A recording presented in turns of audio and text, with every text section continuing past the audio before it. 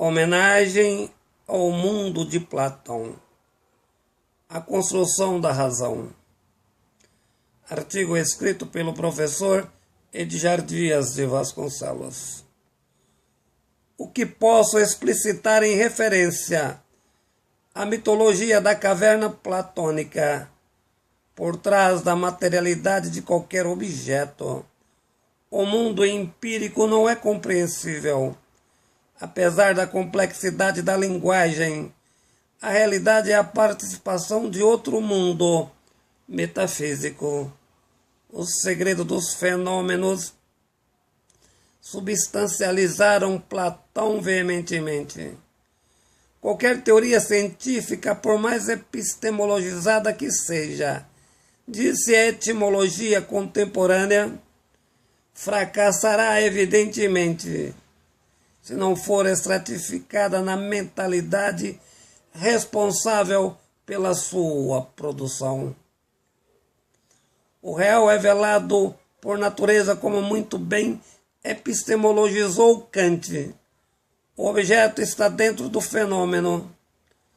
Não se percebe a realidade sem as estruturas da memória. O homem é o seu cérebro. Reflexão desenvolvida pelo neurocientista Antônio Damasio. O grande perigo que a fenomenalidade pode ser tão somente as projeções estruturais da mente. A consciência é a inconsciencialidade da linguagem. Como foi refletido pela escola de Frankfurt, que o velho Nietzsche disse, deve-se cavar, portanto, no abismo inconsciente freudiano, pois o objeto kantiano é fenomenológico. Como desenvolver o conhecimento? A questão proposta por Platão, a impossibilidade de conhecer a realidade. O que entendemos é apenas uma participação minguada do real. O verdadeiro mundo é outro. Ninguém conhece, reflete Sócrates na linguagem platônica. Tudo o que sei é o que não sei, na mais absoluta contradição. Se sei que não sei, portanto, tal acepção é o primeiro saber verdadeiro, o saber do meu não saber. Restará com efeito saber o porquê do saber do meu não saber. E porque sei do saber do não saber. Tal percepção a priori é o principal fundamento da definição filosófica, na criação da etimologia do conceito. O que contemporaneamente é compreendido por Bachelard. O saber, além de histórico, é apenas aproximativo. Não existe, portanto, conhecimento em nenhum dos mundos, o empírico e o do espírito. De algum modo, Platão tinha razão. Como refletiu Schopenhauer, conhecimento é apenas uma representação subjetiva. Diz-lhe, as representações são diferentes em campos não específicos. A ciência da natureza e do espírito. A primeira do entendimento, a segunda da representação. Não existe, como muito bem formulou Platão, em concordância especificamente ao nosso mundo. Objetivamente não se cria explicitações significativas para provas satisfatórias. As convicções não fundamentam em certezas duradouras. Thomas Kuhn, a permanente revolução dos paradigmas.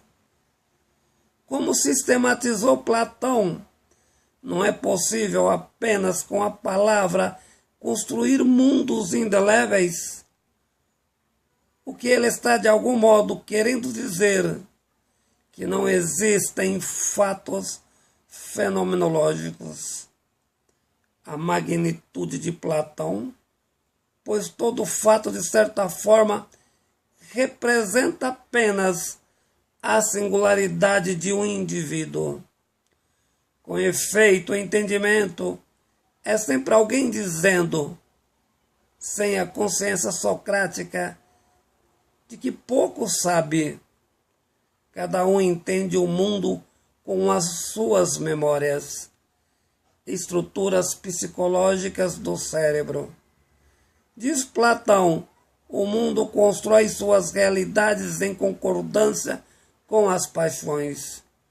Mundos alienados, cartesianizados, o erro de Descartes, pensar que na construção da lógica dedutiva poder-se-ia formular a verdade, evitando as contradições do pensamento. Hegel, pelo mecanismo da dialética, acreditou-se em tal superstição. Distante do mundo real das coisas, as decisões resultam não da verdade, mas das ilusões dos mundos construídos.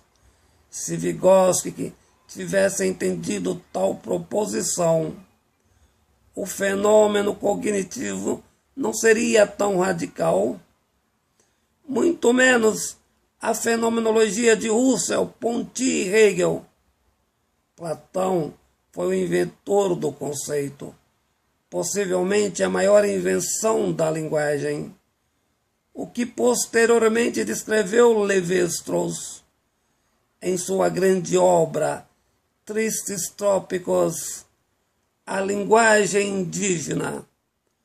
Althusser, a estrutura da linguagem é a mesma, desde um selvagem ao mais genial filósofo europeu. O que muda essencialmente é a lógica contemplativa.